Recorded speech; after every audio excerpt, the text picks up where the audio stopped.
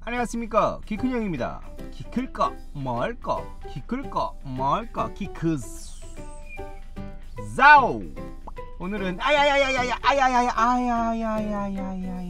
오늘은 성장통에 대해서 이야기를 해보겠습니다.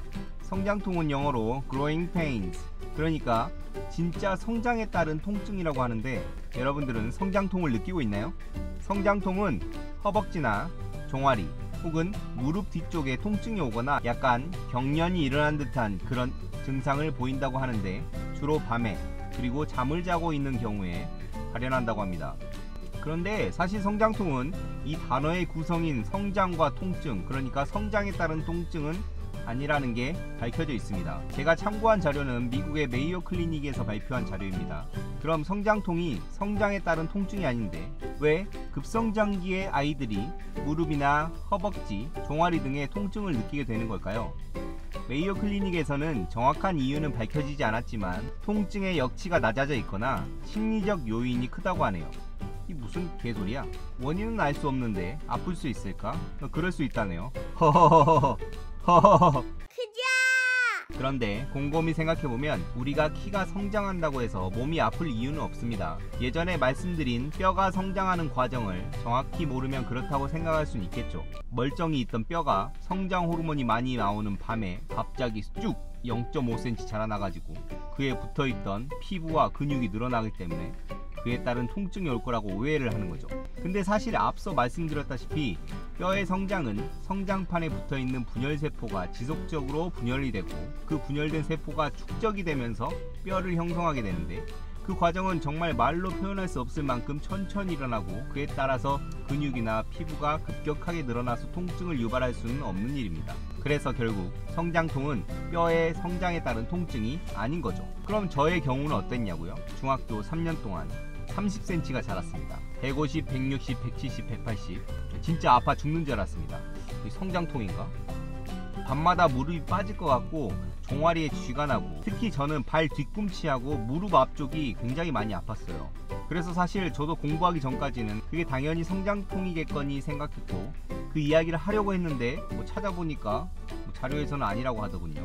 역시 사람은 배워야 합니다. 성장통의 원인은 통증에 대한 역치가 낮거나 심리적 요인이라고 하니까 저는 되게 나약한 놈이었나 봅니다. 그렇다 치고 그럼 치료 방법은 없냐 하는데, 사실 성장통 자체가 지속적인 통증이 아니고 일시적으로 생겼다가 다시 사라지기 마련이고, 또 일상생활을 하는 주간에는 발생하지 않고 특정 시간에 집중적으로 발생하는 것으로 봐서 그 시간대에 온 찜질이나 가벼운 마사지를 하라고 권고는 하고 있네요.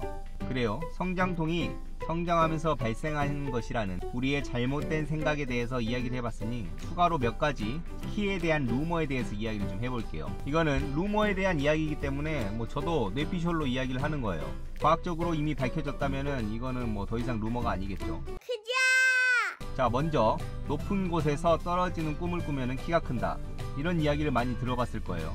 아니, 돼지 꿈을 꾸면 복권을 사라느니, 대통령이 꿈에 나오면 로또를 사라느니, 똥꿈을 꾸면 좋다느니, 다 꿈보다 해몽이긴 합니다만, 우리가 자다가도 계단을 헛디는 꿈을 꾸거나 아니면 높은 곳에서 떨어지는 꿈, 특히 학교에서 엎드려서 잘 때 그런 꿈을 많이 꾸어서 쭉 떨어지는 느낌이 납니다. 혼자 미친 사람처럼 발을 막 우당탕 막 이렇게 하고 하는 경우가 있죠.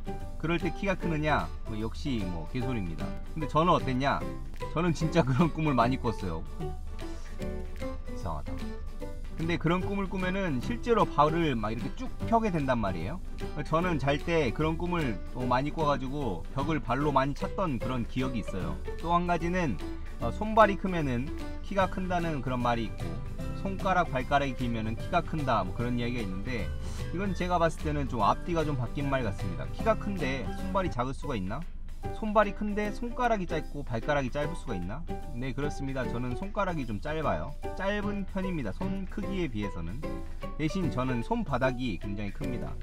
저 농구공 한 손으로 잡을 수 있나? 네, 잡을 수 있습니다. 근데 덩크는 못해요. 점프가 한 15cm 밖에 못해가지고. 발도 제 키에 비해서는 작은 편이에요. 285를 신는데 발은 사실 제가 좀 전족을 했습니다. 전족 아시죠? 중학교 때 교복을 3벌 사면서 진짜 신발도 3달에 한 번씩 사야 했었어요. 발이 너무 빨리 커가지고.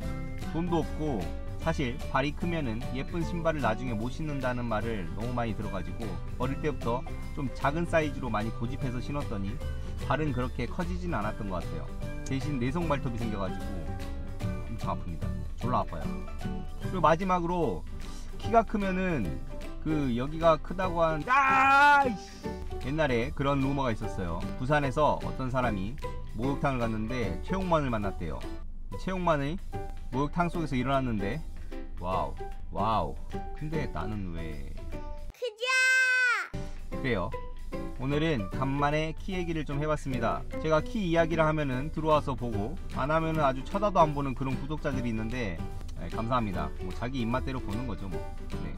그러면은 오늘도 영상을 봐주셔서 감사하고 구독과 좋아요 부탁드리겠습니다. 와우.